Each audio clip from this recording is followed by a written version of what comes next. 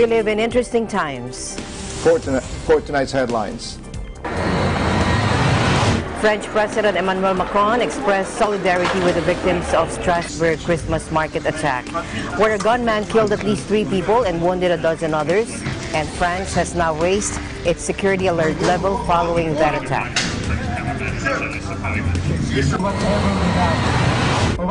Philippine Congress on Wednesday overwhelmingly voted to extend martial law in Mindanao for the entire 2019. Prime Minister Theresa May faces a no-confidence vote after dozens of MPs from her own Conservative Party called for one in the wake of her desperate decision to delay a vote on Brexit she was certain to lose. Outgoing Australian ambassador to the Philippines, Her Excellency Amanda Gourley, visited the Iglesia Ni Cristo Central Office in Quezon City to make her farewell courtesy call on INC Executive Minister Brother Eduardo V. Manalo.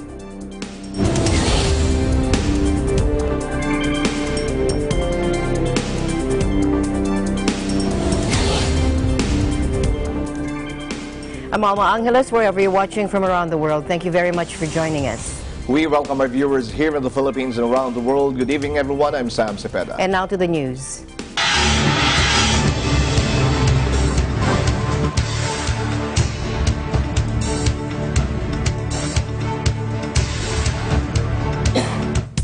French President Emmanuel Macron expressed solidarity with the victims of the Strasbourg Christmas market attack, where a gunman killed at least 3 people and wounded a dozen others.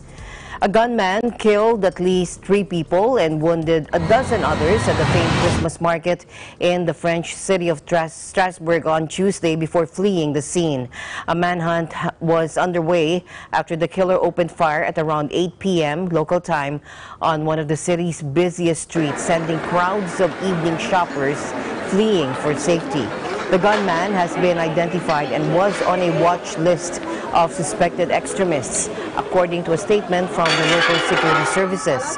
France's security forces, already on high alert after a series of terror attacks since 2015, are particularly stretched at the moment due to anti-government protests that have swept the country. France has raised its security alert level.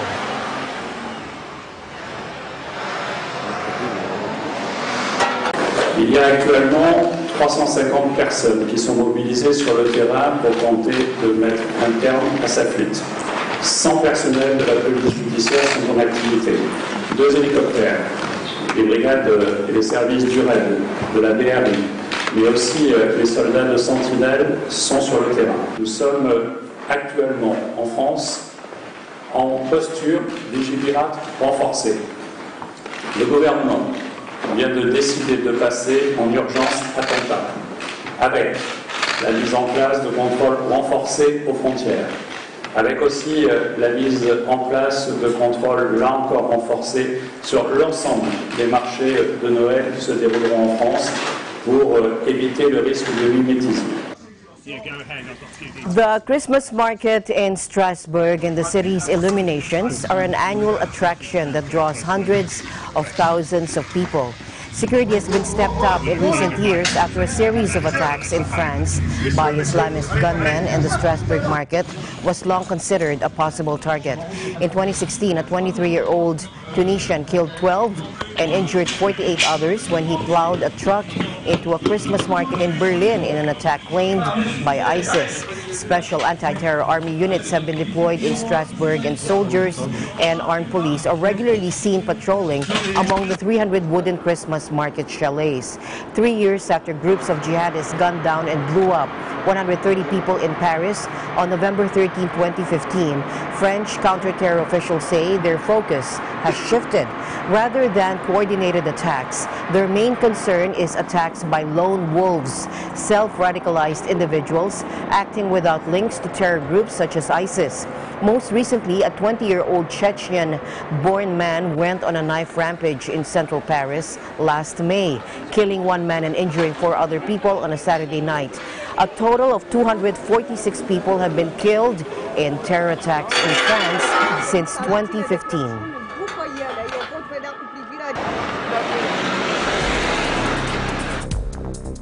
French President Emmanuel Macron has announced billions of euros worth of financial relief to low earners and pensioners in a bid to calm the Yellow Vest crisis. But some protesters are still manning their roadside barricades and say the measures are not enough.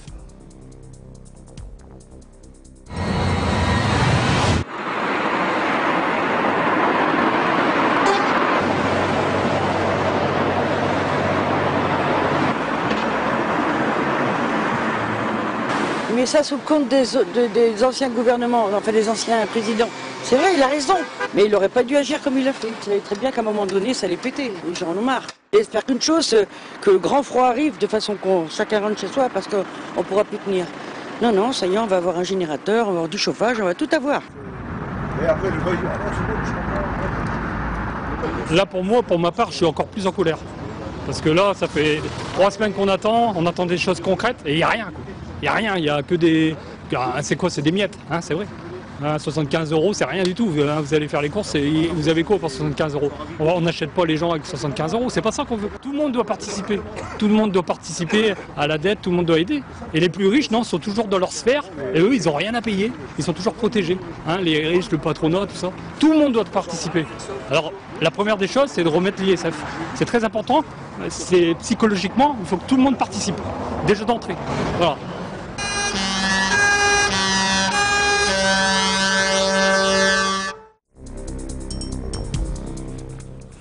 Meanwhile, students are now capitalizing on the Yellow Vest protesters who have taken to the streets of Paris over 4 successive weekends.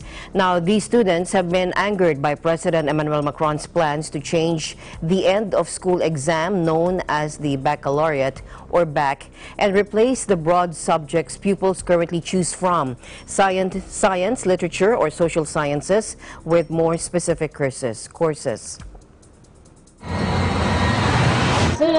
Pendant son intervention hier soir, il a quasiment pas parlé, enfin il n'en a pas parlé en fait des étudiants et des étudiantes, ni des lycéennes qui pourtant se mobilisent depuis des jours et des jours dans les universités, dans les lycées pour protester en fait contre les réformes du gouvernement et pour dire on arrête en fait de privatiser l'université, on arrête de fermer les portes de l'université aux lycéens et aux lycéennes et on réinvestit massivement dans l'enseignement supérieur.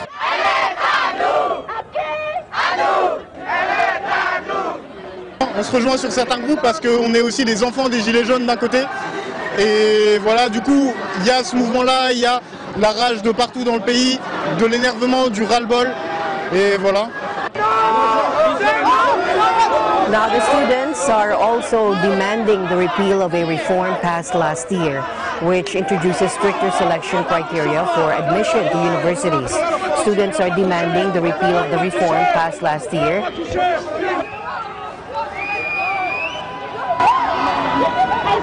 They say the change taken up by Macron's education minister will magnify inequality between rich schools and poorer peripheral ones.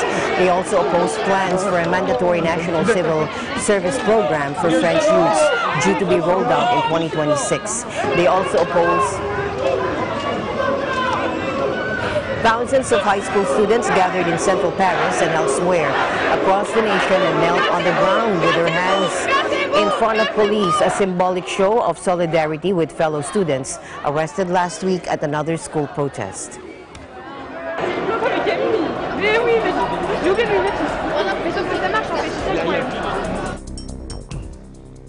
The Philippine Congress on Wednesday overwhelmingly voted to extend martial law in Mindanao for the entire 2019. The Senate and the House of Representatives, convening in a joint session, granted President Duterte's request for the extension of martial law and the suspension of the privilege of the writ of habeas corpus in Mindanao for a period of 1 year from January 1 to December 31, 2019. Congress approved the extension with 235 voting for such, 28 against and 1 abstaining. Majority Leader Rolando Andaya Jr. said, the House believes that the security assessment submitted by the Armed Forces of the Philippines and the Philippine National Police to the President indubitably shows that continuing rebellion in Mindanao which compels the further extension of martial law. PNP Chief Oscar Albayalde vowed to continue respecting human rights and to continue following the rule of law.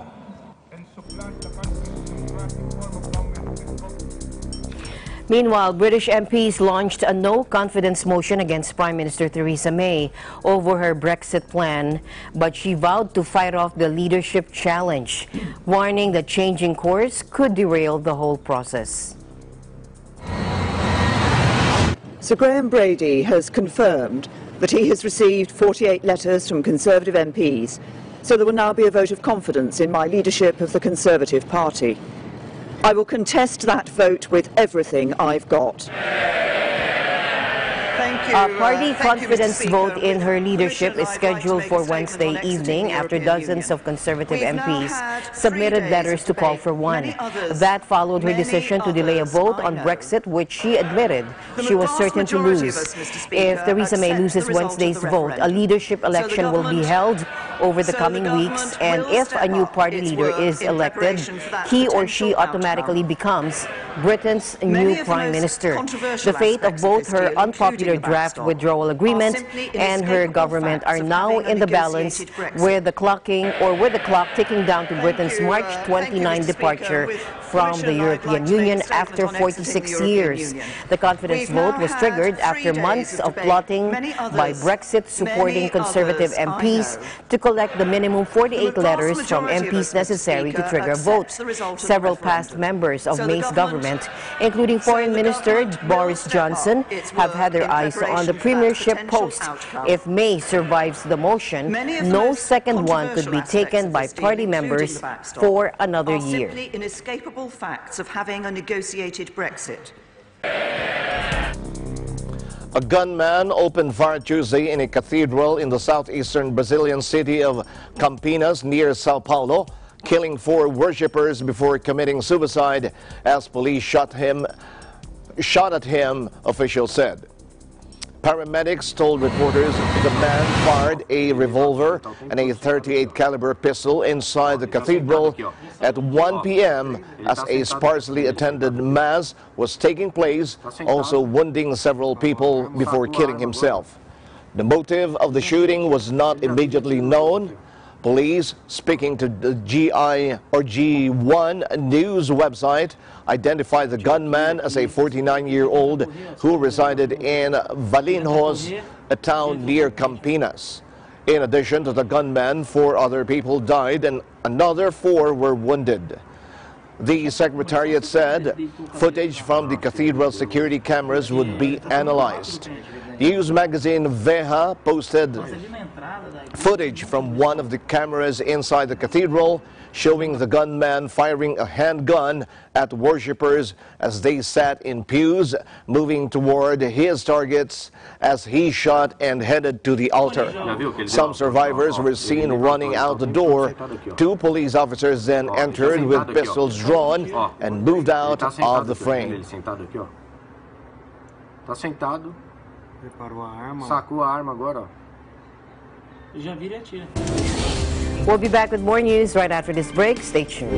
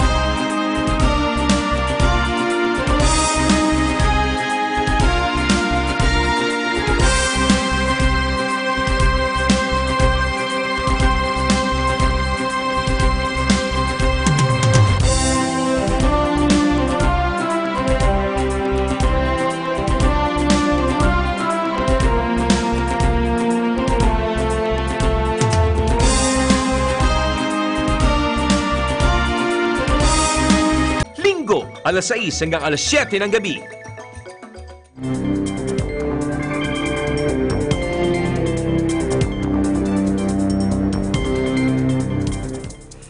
Welcome back. A Canadian court granted bail to a top Chinese telecom company executive wanted in the U.S. in a case that has rattled relations between China and the North American allies.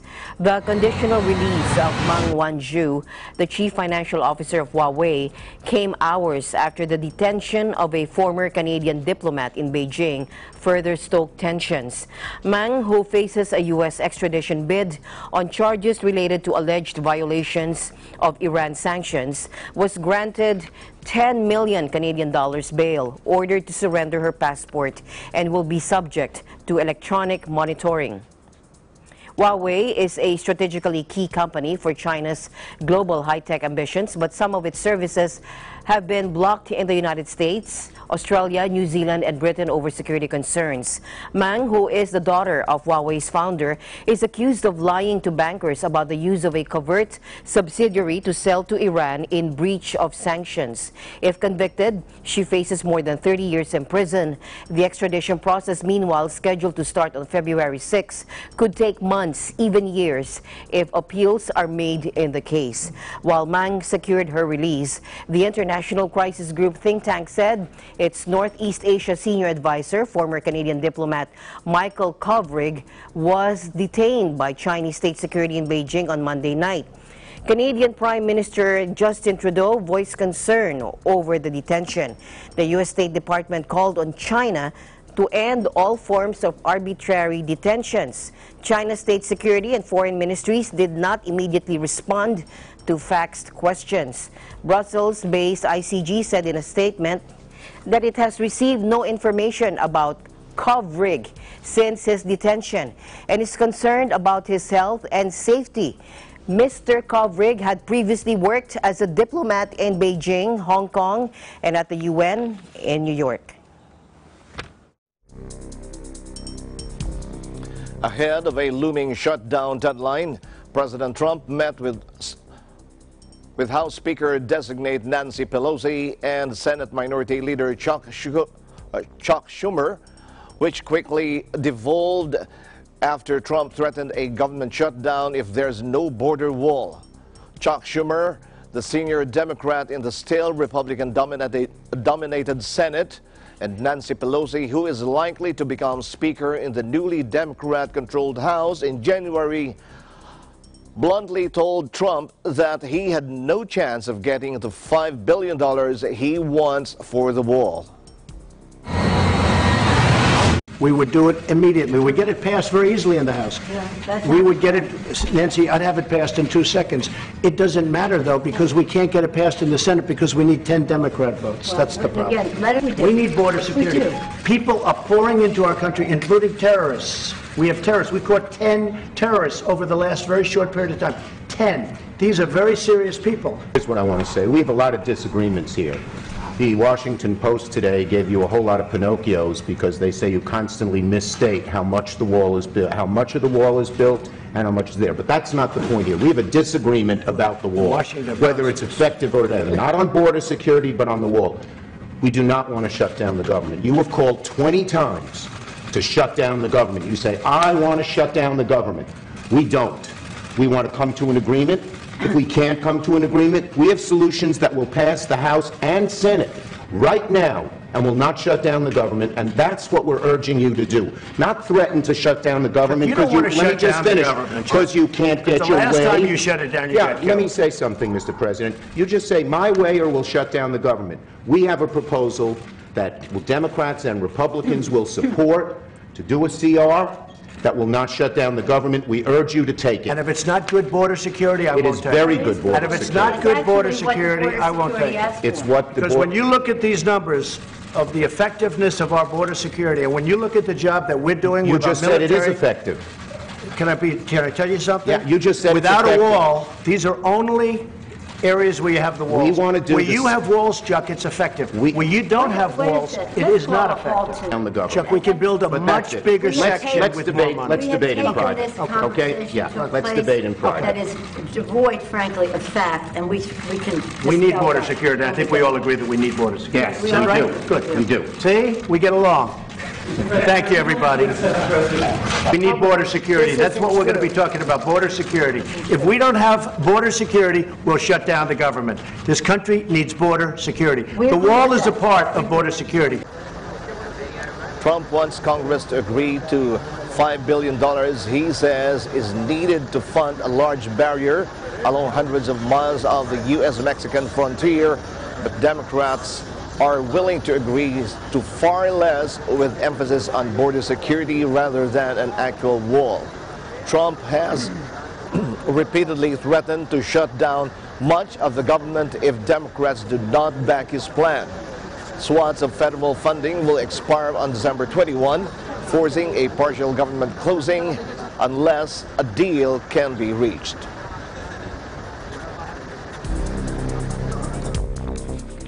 Soldiers from North and South Korea crossed into each other's territory peacefully for the first time on Wednesday as they began checking the dismantlement of guard posts in the demilitarized zone.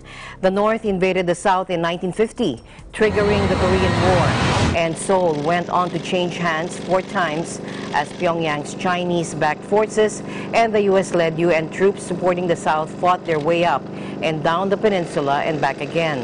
The conflict ended in an armistice in 1953, leaving the two technically still in a state of war, but a rapid reconciliation has taken place this year. The South's President Moon Jae-in and Kim Jong-un, leader of the nuclear-armed North, agreed to remove a limited number of guard posts along their heavily fortified frontier at a September summit in Pyongyang, among other measures. Despite its name, the area around the DMZ is one of the most fortified places on Earth, replete with minefields and barbed wire fences.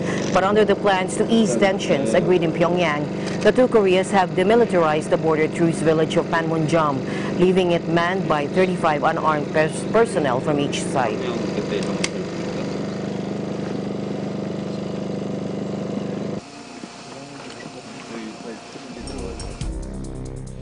Malaysian ex-leader Najib Razak and the former head of 1MDB were charged Wednesday with altering an audit of the state fund at the center of a scandal that helped topple the last government. Allegations that billions of dollars were taken from investment vehicle 1MDB and used to buy everything from a super yacht to artworks played a major role in prompting voters to oust Najib's long-ruling regime at May elections. Najib has now been hit with a total of 39 charges since losing power, most related to his alleged role in looting 1MDB. The latest charges focus on claims that Najib ordered a report on 1MDB by the government's official audit body to be altered in February 2016 with the help of Arul Kanda, who was president and chief executive of the Sovereign Wealth Fund at the time. Najib, 65, is accused of breaking laws that forbid officials from using their position for personal gain and faces up to 20 years in jail if convicted.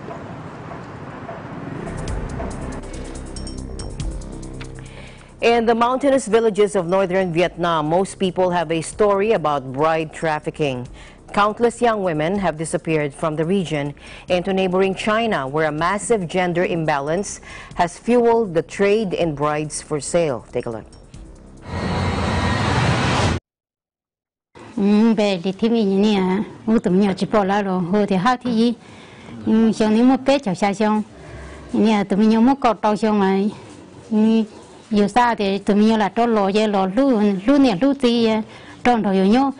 Sau này mình có từ chỉ bỏ rồi nhiều này nhiều thứ nhân nhiều nhiều thứ cô này sau này từ chỉ muốn này là ba nhiều ô công này ô tổ chức số tế này nhiều thứ cô nhiều thứ nhân nhiều từ mình nhiều này nhiều sao còn nhiều từ giờ là ba tao nhiều nhiều gì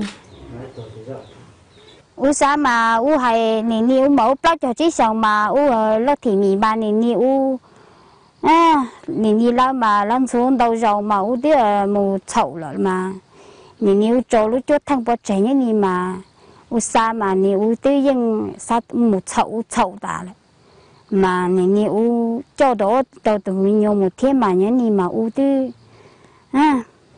sa mà u lọt tàu từ nhiều lọt chỉ tàu mà chỉ tàu thế nào mà như ni u muốn đó tàu từ chi nhớ tàu dị sông mà nini tàu chi là tàu chi mà hai chỉ chữ mà tàu chi tàu u thế cao bao bây giờ khó trông mà nhiều thế thó tàu phong yêu ấy sẽ châu lò mà lọt tàu tết chả ni mà u đi ta sẽ tàn rồi kia này là u dùng sẽ là hòn tàu châu tàu chi lấy chút thằng mà u dùng sẽ là hòn tàu sa nini mà u lọt tàu chơi là mà u tàu tôi nhớ trong cô cho nhớ lúc cô từ u chỉ bao mà ni hóa chỉ nhân dâu tụi mình nhớ mà tụi mình nhớ mất cọt tàu xong này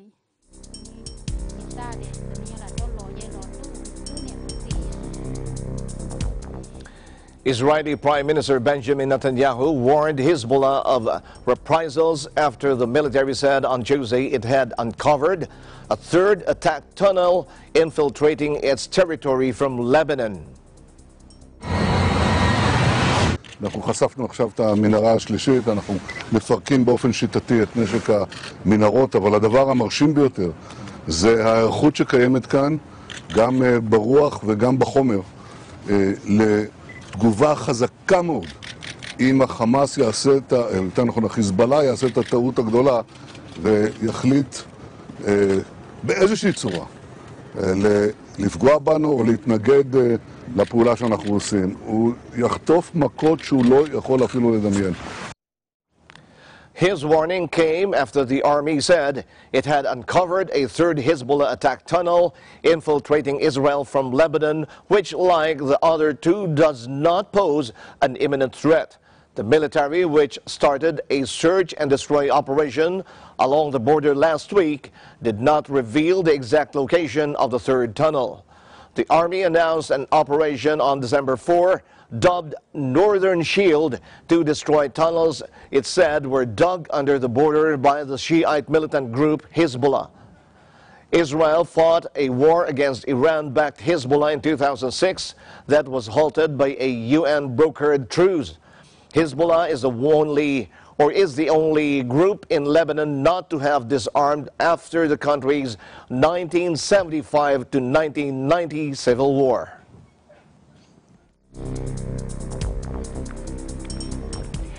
In other news, outgoing Australian ambassador to the Philippines, Her Excellency Amanda Gourley, visited the Iglesia Ni Cristo or Church of Christ Central Office in Quezon City to make her farewell courtesy call on INC Executive Minister, Brother Eduardo V. Manalo, on Monday, December 10.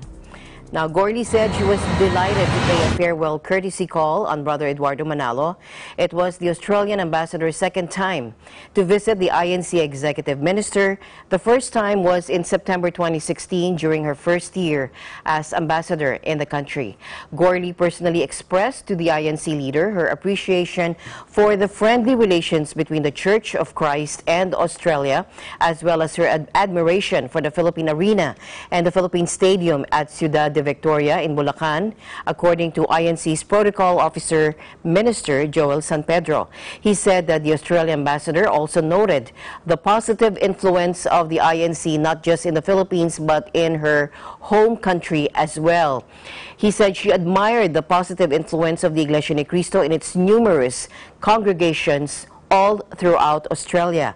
Australian Embassy Second Secretary Esguerra also noted the significant presence of the church in Australia. The church has been conducting various INC giving projects and socio-civic projects such as blood donation drives all throughout the world, including Australia, the most recent of which was held in Adelaide. In August 2016, Brother Eduardo led a special worship service commemorating the 40th anniversary of the Iglesia Ni Cristo in Australia at the world-famous Opera House in Sydney. This year, the Iglesia Ni Cristo celebrated the 50th year of its foreign missions and the 104th year since it was first registered in the Philippines on July 27, 1914.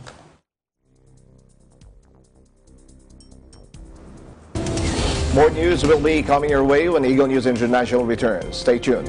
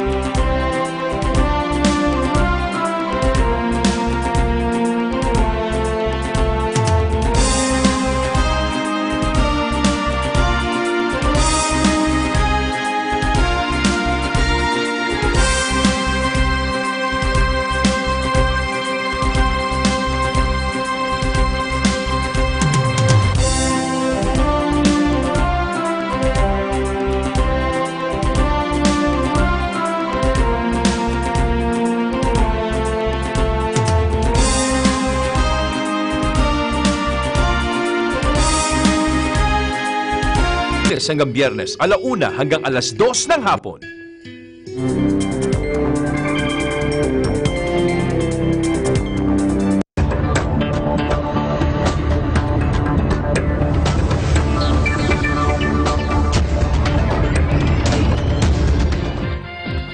Asian markets rallied Wednesday on much-needed good news on the China-U.S. trade talks, while the pound extended losses as it emerged that Prime Minister Theresa May will face a no-confidence vote.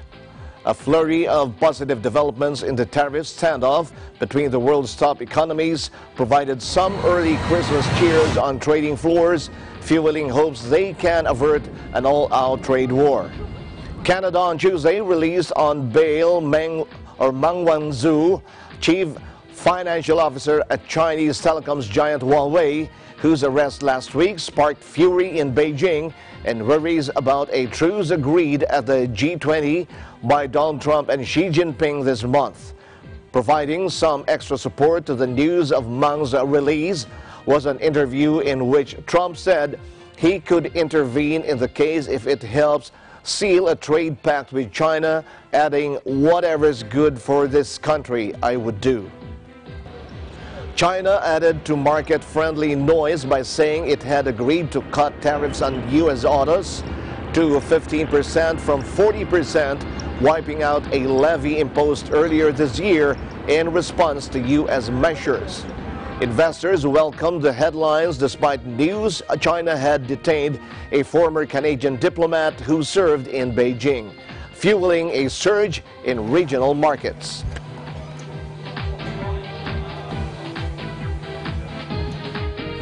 Meanwhile, a Canadian court granted a bail to a top Chinese telecom company executive wanted in the U.S. in a case that has rattled relations between China and the North American allies. The conditional release of Meng Wanzhou, the chief financial officer of Huawei, came hours after the detention of a former Canadian diplomat in Beijing further stoked tensions. Meng, who faces a U.S. extradition bid on charges related to all violations or to alleged violations of Iran sanctions, was granted $10 million Canadian bail, ordered to surrender her passport, and will be subject to electronic monitoring. Huawei is a strategically key company for China's global high-tech ambitions, but some of its services have been blocked in the U.S., Australia, New Zealand, and Britain over security concerns. Meng, who is a daughter of Huawei's founder, is accused of lying to bankers about the use of a covert subsidiary to sell to Iran in breach of sanctions. If convicted, she faces more than 30 years in prison. The extradition process, meanwhile, scheduled to start on February 6, could take months, even years, if appeals are made in the case. While Meng secured her release, the International Crisis Group think tank said its Northeast Asia senior advisor, former Canadian diplomat Michael Kovrig, was detained by Chinese state security in Beijing on Monday night. Canadian Prime Minister Justin Trudeau voiced concern over the detention.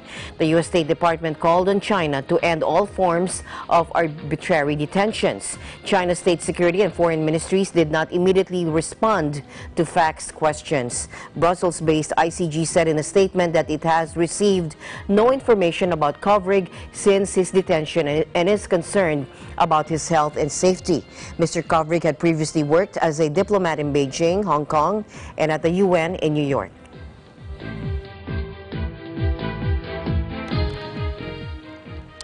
Oil producers who agreed last week to trim production to boost prices will meet in April to review the impact and sign a long-term pact, the UAE minister said Wednesday.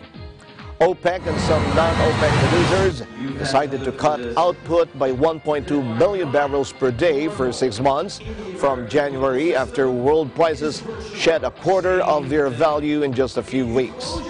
Prices currently hover around $60 a barrel, down from more than $85 a barrel in early October in the face of fears of weaker demand and an increase in supplies. April we will have a meeting to review the decision that was made the other week. So April we will meet, and then in June, the meeting of June, we made it in April to allow us to take the decision required before we end up the 6 months. I announced already UAE is cutting 2.5% from its production. ADNOC have notified their partners. He said that the producers decided to meet in April instead of June to allow us to take the required decision before the 6 months are up. The minister said the cuts will help restore balance to the world market in 2019.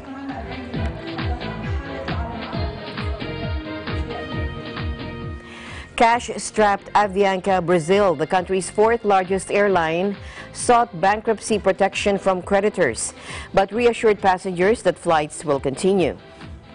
The company statement said due to the resistance from the lessors of their aircraft to reaching a friendly settlement, quote, "We have filed seeking protection from creditors to protect clients and passengers." It said operations are not expected to be affected and passengers can have complete peace of mind to make reservations and buy tickets since all sales will be honored and flights will be operating. The airline has debts of almost 493 million reais or $127 million with multiple creditors, according to the business daily Valor. Brazilian media said the carrier is in debt to creditors including state oil giant Petrobras and Sao Paulo's Guarulhos Airport. Avianca Brazil serves domestic and international routes with 60 jets. The company is facing lawsuits for the return of 26 planes and 52 engines. The airline recorded net losses in the first half of the year of 175.6 million reais, up 24.4% from the same period last year.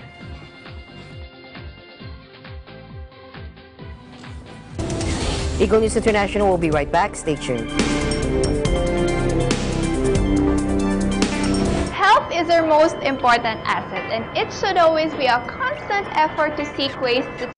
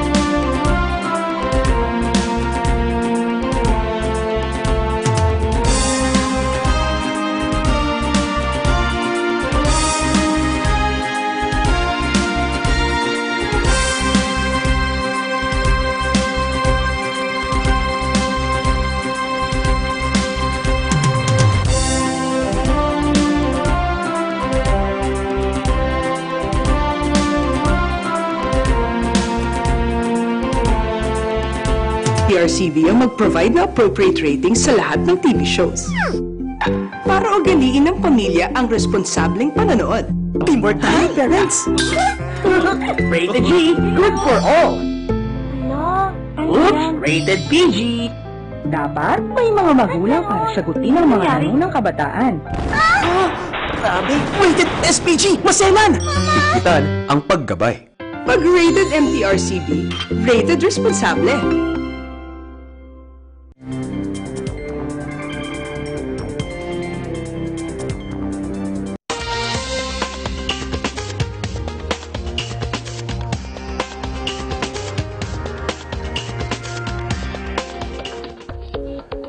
An indigenous community in southern Chile is trying to save a botanical dinosaur, an ancient evergreen species threatened with extinction by global warming and deforestation.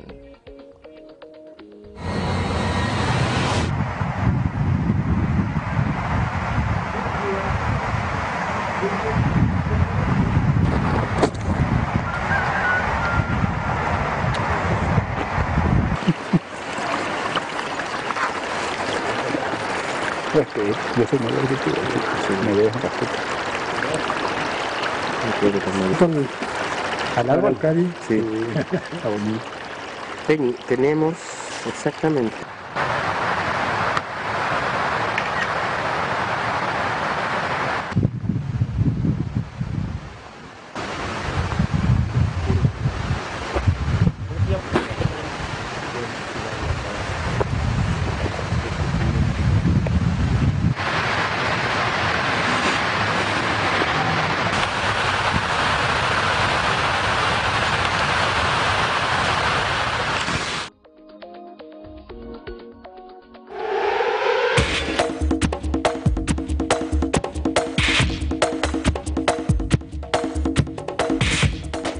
All right, here's Ben Bernaldez for the latest in sports. Ben? The Philippine Basketball Association draft is around the corner. A total of 48 players have signed up. There was a light at the end of the tunnel for players like Paul Desiderio and Jago Dario of the University Athletic Association of the Philippines, or UAAP, as the application period for the draft was extended by a week, giving them a shot to take their talent and skills to the pro level. Players like CJ Perez, Ray Parks, and Robert Bolek have infested this year's draft class. Another notable player who will be joining the said players is Abo Trader, a big man from LaSalle. The players are expected to be at the Gatorade Hoop Center to participate in the draft combine that will be held on Wednesday until Thursday in Mandaluyong City. The final list of players will be released on the 14th, Friday. In NBA, with 56 games left for the Heat this season, Wade and his squad took their 15th loss against LeBron and Lonzo Ball, but it wasn't about who took the win or who took the loss that night. Both teams were ecstatic for the final meeting because the two of the greatest basketball players of their generation faced off for the final time. LeBron was close to putting up a triple-double. He had 28 points, 12 dimes, and 9 rebounds.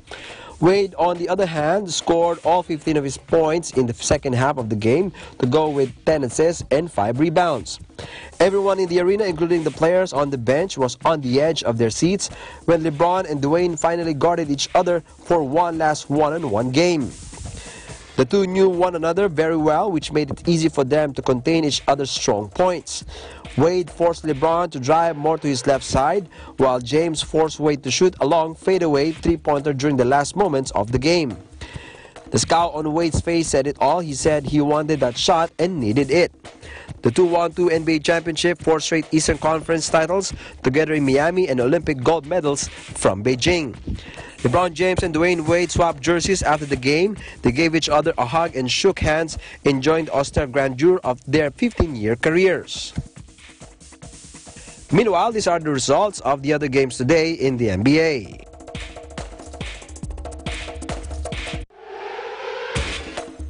For EN Sports, I'm Ben Bernaldez, and I'm 1 with 25.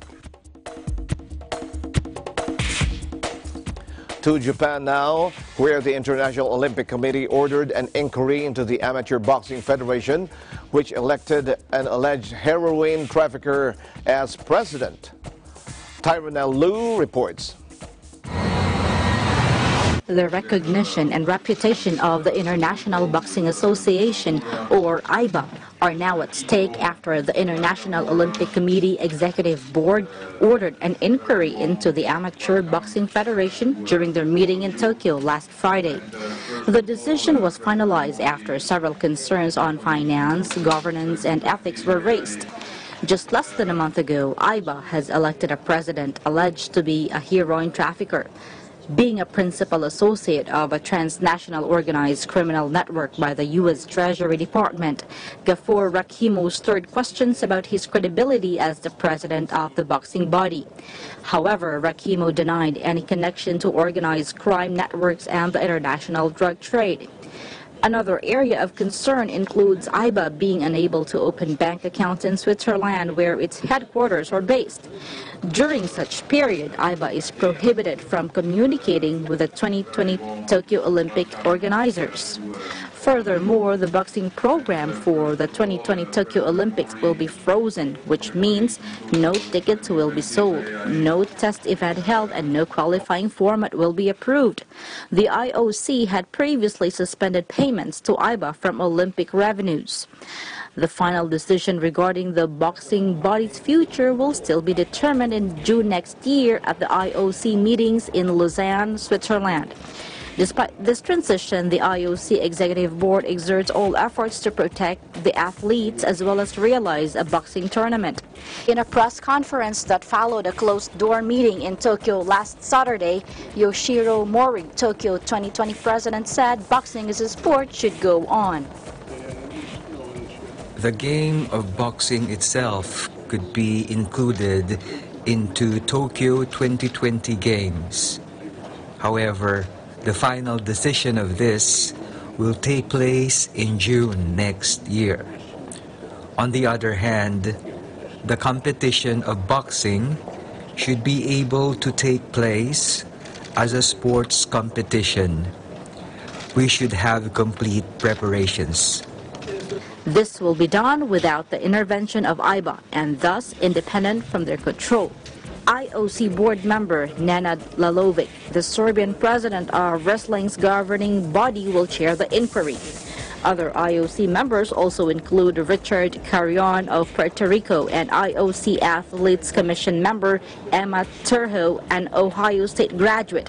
She also represented Finland in hockey at the previous Olympics. Reporting live here at the IOC Executive Board meeting in Tokyo, Japan. For Eagle News International, this is Tyronel Pililu, and I am 1 with 25.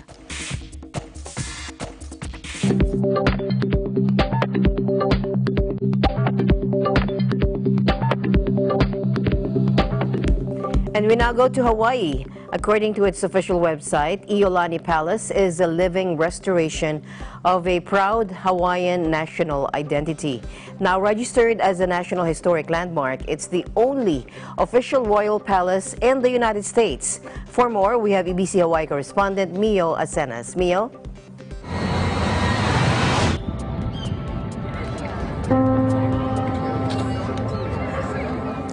Surrounded by modern buildings in downtown Honolulu is a centuries-old structure that stands as an enduring symbol of all things Hawaii. This is Iolani Palace.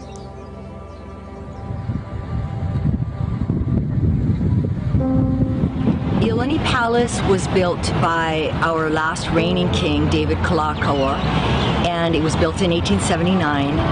And for its time, it was ahead of its time. And it's a well-known fact that Iolani Palace has some of the most amazing pieces of art within the palace that largely came as a result of Kalakaua's world travels. He was the first monarch to circumnavigate the globe. The palace was the first to have plumbing and electricity before even the White House. The first floor consists of public reception areas such as the Grand Hall, State Dining Room, and Throne Room. The second floor contains of the King's and Queen's private suites, and even a music room.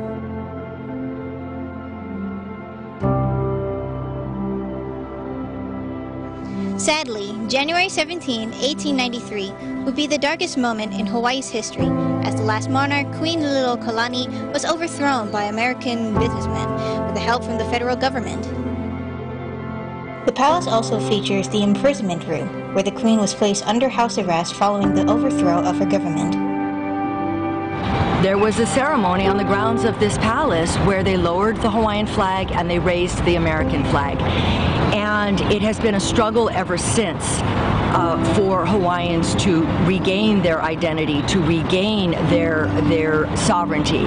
And the palace has become a symbol of that. After the monarchy, Iolani Palace became the headquarters for the provisional government. It also served as the capital building for the Republic, the Territory, and eventually the state of Hawaii. Government offices finally vacated the palace in 1969 and moved to the current state capitol building.